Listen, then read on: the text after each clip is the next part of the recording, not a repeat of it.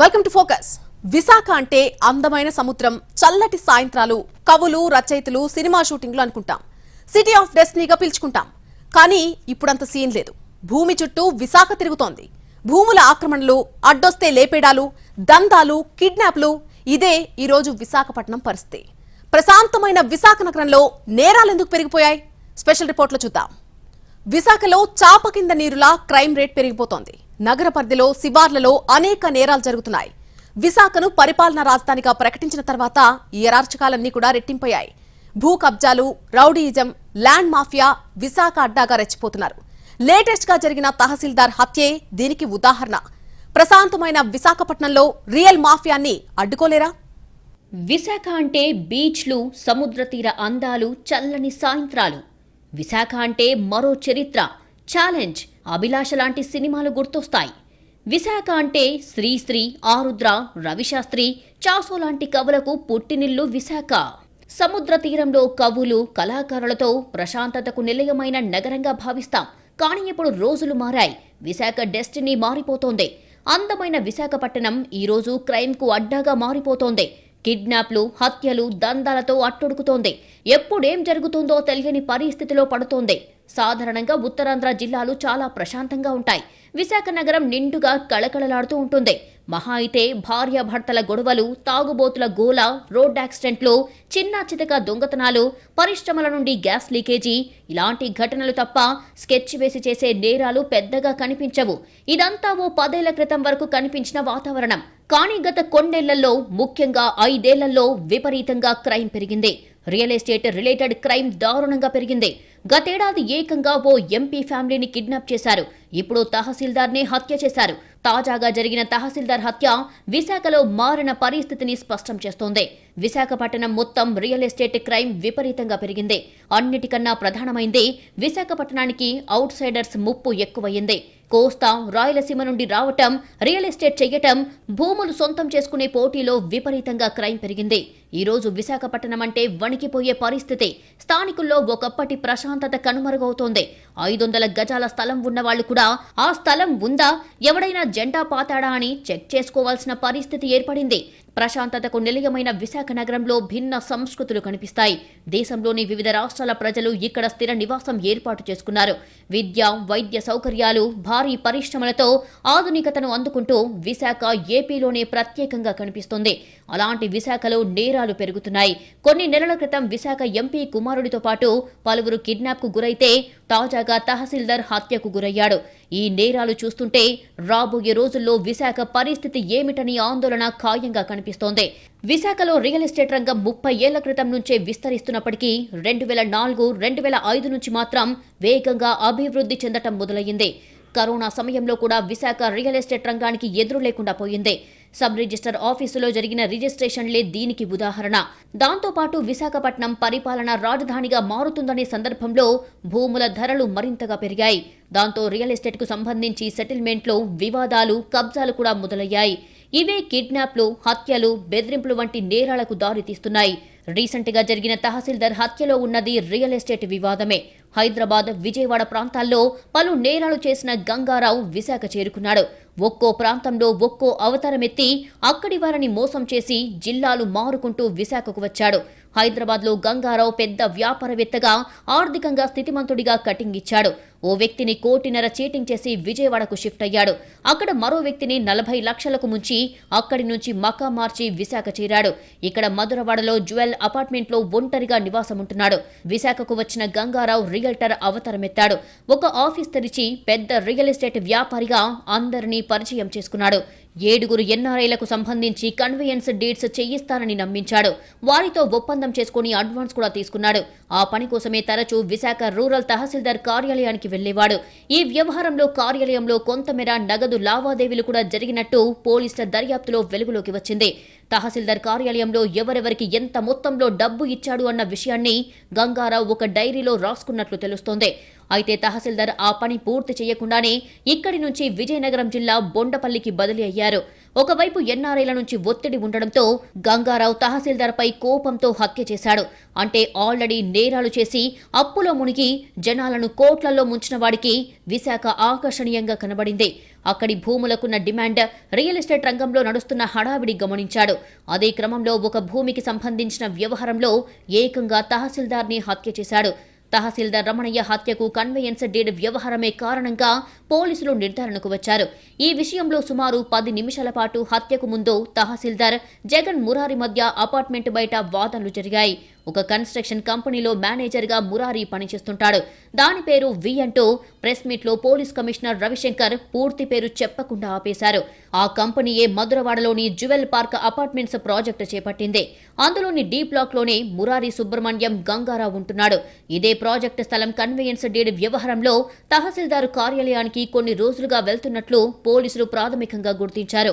ఈ హత్యలో తెర వెనుక ఎవరు ఉన్నారు అనేది గోప్యంగా ఉంచుతున్నారు. హత్య వ్యవహారంలో పెద్దలు ఉన్నారన్న ఆరోపణలు వినిపిస్తున్నాయి.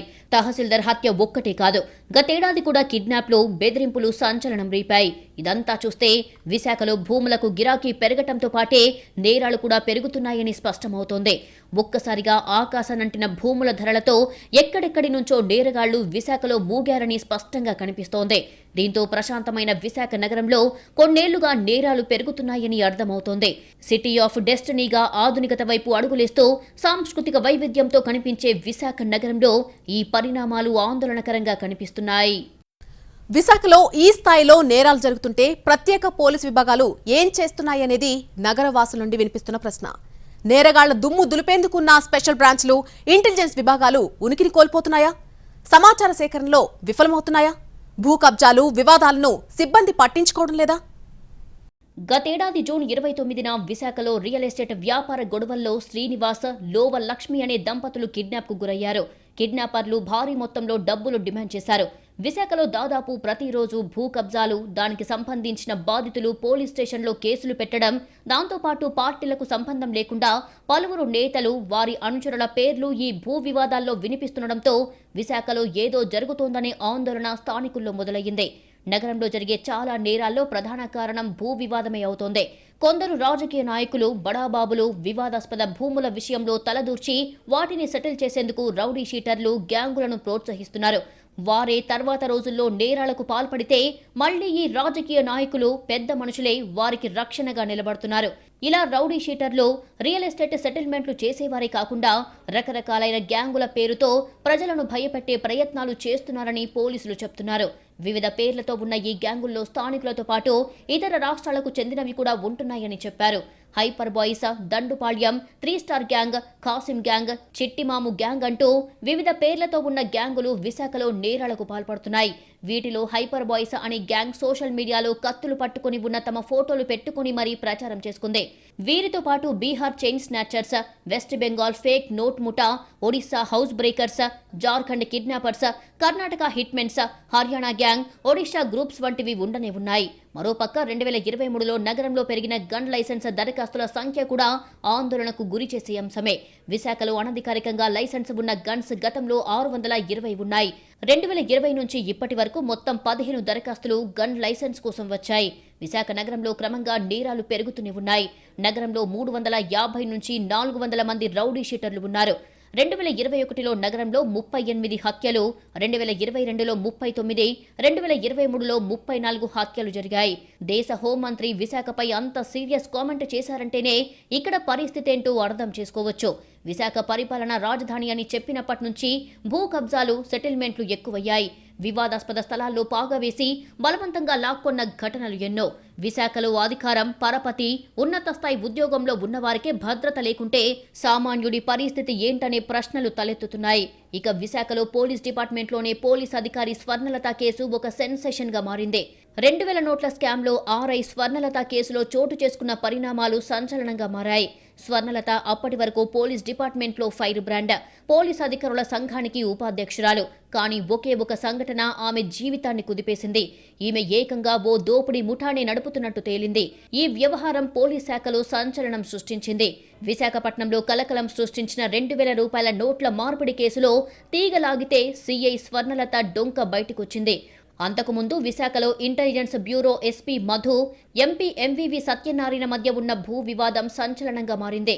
బక్కన్నపాలెంలోని సర్వే నంబర్ 90/1Pలో ఉన్న తన భూమిని ఎంపీ ఎంవివి సత్యనారాయణకు చెందిన కంపెనీ ప్రతినిధులు కబ్జా చేశారని ఆరోపించారు స్పెషల్ బ్రాంచ్ ఎస్పీ మధు. ఇక నగరంలో జరుగుతున్న నేరాలపై పోలీస్ శాఖ ఏం చేస్తుందనే ప్రశ్నలు కూడా తలెత్తుతున్నాయి. నగరంలో ప్రతి సోమవారం జరిగే స్పందన కార్యక్రమంలో 80% ల్యాండ్, భూ కబ్జాలకు సంబంధించే కేసులు వస్తున్నాయి. కానీ వరుస ఘటనలు పోలీసుల నిఘా వైఫల్యానికి నిదర్శనంగా నిలుస్తున్నాయి. తహసీల్దార్ హత్యకు సంబంధించి ఏర్పాటు చేసిన విలేకరుల సమావేశంలో సిపి నిఘా వ్యవస్థ పటిష్టం చేయాల్సిన అవసరం ఉందని అంగీకరించారు. నగరంలో చోటు చేసుకుంటున్న పరిణామాలను పోలీస్ శాఖ ఎప్పటికప్పుడు నిశితంగా పరిశీలిస్తుండాలి. అందుకోసం అంతర్గతంగా ప్రత్యేకంగా స్పెషల్ బ్రాంచ్ ని ఏర్పాటు చేయడంతో పాటు అదనంగా ఇంటెలిజెన్స్ విభాగం సేవలను వాడుకుంటుంది. ఈ విభాగాలు భూ వివాదాలు, సెటిల్మెంట్లు, రౌడీ షీటర్ల ఆగడాలు, అక్రమ వ్యాపారాలు, అవినీతి, అసాంఘిక కార్యకలాపాలు, ప్రభుత్వ కార్యాలయాల్లో జరిగే వ్యవహారాలు, అధికారులు, సిబ్బంది పనితీరు, రాజకీయ నేతల కదలికలతో పాటు రాజకీయంగా జరిగే మార్పులకు సంబంధించిన సమాచారాన్ని సేకరించి ఎప్పటికప్పుడు తమ పై అధికారులకు నివేదిక రూపంలో అందజేయాలి. కానీ కాలక్రమేణా ఆ 2 విభాగాలు పూర్తిగా నిర్వీర్యమైపోయాయనే అభిప్రాయం వ్యక్తమవుతోంది. స్పెషల్ బ్రాంచ్, ఇంటెలిజెన్స్ విభాగాల్లో పనిచేస్తున్న వారిలో కొంతమందిని మినహాయిస్తే మిగిలిన వారంతా మొక్కుబడిగా విధులు నిర్వహిస్తున్నారు అనే విమర్శలు వినిపిస్తున్నాయి. ఈ పరిణామాలన్నీ గమనిస్తే విశాఖ నగరానికి రియల్ ఎస్టేట్ నేరాల సమస్య పెరిగిందనే అంశం స్పష్టంగా కనిపిస్తుంది. భూముల రేట్లు ఎక్కడ పెరిగినా రియల్ దందా ఊపందుకోవడంతో పాటు నేరాలు పెరగటం కనిపిస్తోంది. హైదరాబాద్ అయినా విశాఖ అయినా దీనికి అతీతం కాదు. పరిపాలనా రాజధాని విశాఖ అవుతుందనే సందర్భంలో భూముల రేట్లు ఆకాశానంటడం, వెనువెంటనే రియల్ ఎస్టేట్ ముఠాలు ఇతర ప్రాంతాల నుండి దిగబడి నేరాలకు పాల్పడటం క్లియర్గా కనిపిస్తోంది. ఇప్పటికైనా పోలీసు అధికారులు ఈ వ్యవహారాలపై సీరియస్గా దృష్టి పెట్టి విశాఖ నగర ప్రశాంతతను కాపాడాల్సిన అవసరం ఉంది. That's all for today's focus. Namaste.